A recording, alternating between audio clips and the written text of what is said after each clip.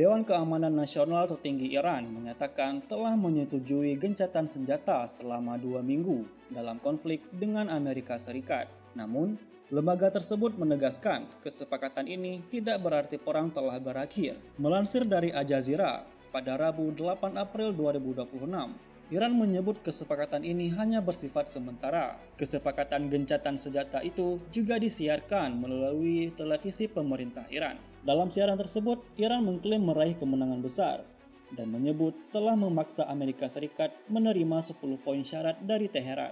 Sebelumnya, Presiden Amerika Serikat Donald Trump secara mengejutkan mengumumkan kesepakatan gencatan senjata selama 2 minggu dengan Iran.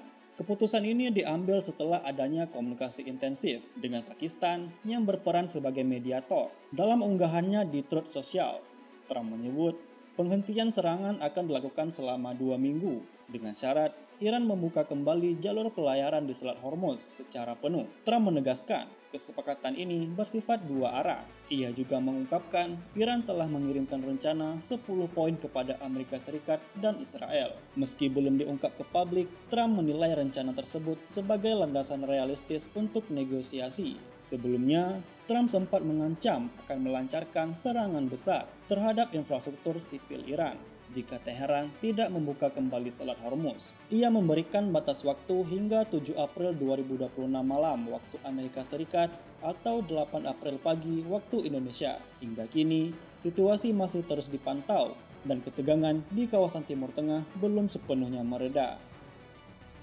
Tim Liputan melaporkan untuk Puja TV.